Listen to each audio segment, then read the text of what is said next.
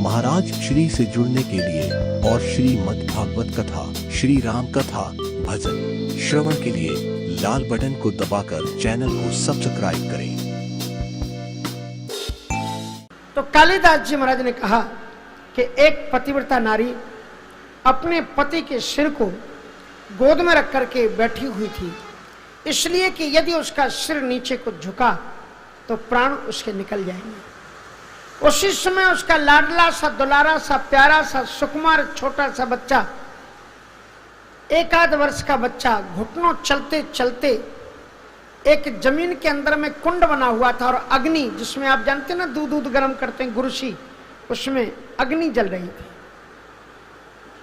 और उसने देखा कि उसका बच्चा उसके पास में चला गया। उसका एक हाथ खिसका, समझ गई कि ये बच्चा गिर जाएगा। अब यदि वो बच्चे को बचाने के लिए पति को सिर को नीचे को रखेगी तो उसके प्राण निकल जाएंगे। तो उसके वो पतिव्रता नारी थी, उसने पति के प्राण कहीं निकल न जाए, इसलिए उसने अपने सामने बच्चे को अग्नि के कुंड में गिरते हुए देखा, लेकिन उसने पति के सिर को नीचे नहीं रखा। तो उन्होंने कवियों से पूछा कि आप बताओ फिर आगे क्या हुआ उस बच्चे का। अब कवियों ने कहा क्या हुआ होगा, अग्नि में गिरा होगा, जल गया होगा। ऐसा तो हो नहीं सकता कि नहीं जला होगा। कोई भी कवि बोलने के, और यदि कह दें कि वो जल गया तो पतिव्रता का धर्म नष्ट होता है, पतिव्रता का जो प्रभाव है वो खत्म हो जाएगा। कोई भी कवि ने जब उत्तर नहीं दिया तो राजा भोज ने कहा तो मैं समझ लूं कि अब काव्य जगत में कोई कवि इसका उत्तर देने वाला नहीं है। तभी तक एक कंबल ओढ़ करके छुपा हुआ बैठा हुआ महापुरुष उठा, कहा महाराज मैं आगे बताता हूं। और उसने कहा कि जब पतिव्रता नारी ने उस बच्चे को बचाया नहीं और बच्चा जब कुंड में गिर गया तो क्या हुआ। कहा सुतम पतंतम प्रसमिक्ष पाविके न बोधयामास पतिम पतिव्रता तदा भवत्तत् पतिभक्ति गौरवात् हुतासनम चंदन पंकशीतलम। नारियों के लिए तड़प रहे थे, आज 4 बेटियां।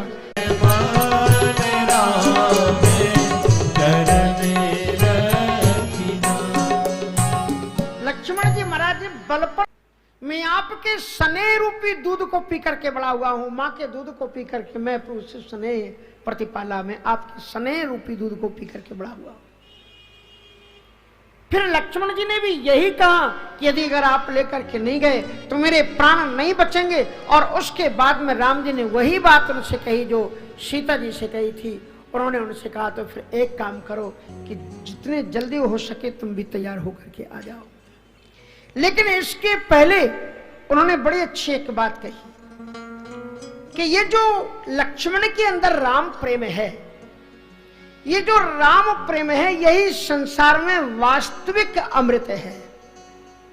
धन्यास्ते कृतिना पिबंति सततम श्री राम नामामृतम। वे लोग बड़े सुकृति धन्यात्मा हैं जो राम नाम रूपी अमृत का पान करते हैं। और ऐसे लक्ष्मण जी महाराज के पास में जो राम प्रेमामृत है, कश्य तो भरत जी प्रेम अमीय मंदर विरह भरत पयोध गंभीर मत प्रगटु सुर साधु कृपा सिंधु रघुवीर।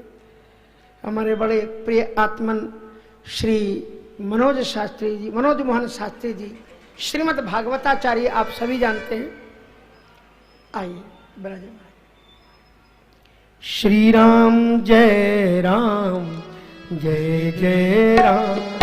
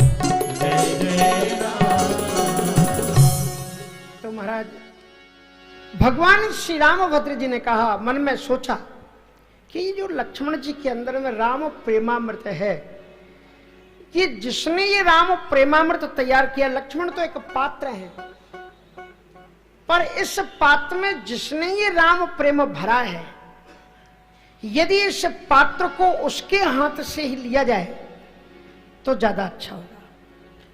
इसलिए राम जी ने एक बात कह दी कि विदा आए सो आप अपनी मां से आज्ञा लेकर के आ जाओ। विदा मातु सन आबहु मांगी, आप अपनी मां से आज्ञा लेकर के आए। और जब लक्ष्मण जी महाराज से ये कहा तो लक्ष्मण जी समझ गए कि भैया को तो कोई ना कोई बहाना चाहिए छोड़ने के लिए। मांगा हो विदा मातु सन जाई। और उसके बाद में लक्ष्मण जी महाराज चले, कहा कि अब इनको अच्छा बहाना मिल गया, और कहीं मां ने मना कर दिया तो कह देंगे कि मां ने मना कर दिया, इसलिए अब हम नहीं ले जा सकते। लक्ष्मण जी महाराज बड़े संकोच के साथ में, बड़े डरे हुए से, सहमे हुए से अपनी मां सुमित्रा के पास में जाते हैं और सोचते हैं। और मां ने देखा कि लक्ष्मण जी आए हैं, चेहरा उड़ा हुआ है, बड़ी उदासी है। लक्ष्मण जी जब भी आते थे अकेले नहीं आते थे, लक्ष्मण जी भैया को लेकर के आते थे। वो माता बड़ी सौभाग्यशाली थी जिसका बेटा मां के पास में जब भी आता है वो पहले अपने राम को लेकर के आता है और उसके बाद में खुद आता है। मां कृतकृत्य हो जाती है। आज पहली बार है जब उसके नील भवन में नीलमणि आई ही नहीं, सिर्फ से लक्ष्मण जी महाराज पधारे तो माता को बड़ा दुख हुआ। और माता ने बड़े दुख के साथ में लक्ष्मण जी से कहा कि क्या बात है, तुम अकेले क्यों आए?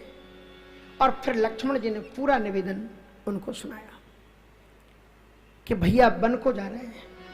मैंने आपको थोड़ी देर पहले बताया था कि लक्ष्मण जी महाराज रामचरितमानस में इतने बड़े समालोचक हैं कि वो किसी को छोड़ते नहीं है। परशुराम जी के लिए भी उनका का क्षति लाभ जून धन तो, ये धनुष के टूट जाने से आपकी क्या क्षति, क्या लाभ हो गया जनक जी को?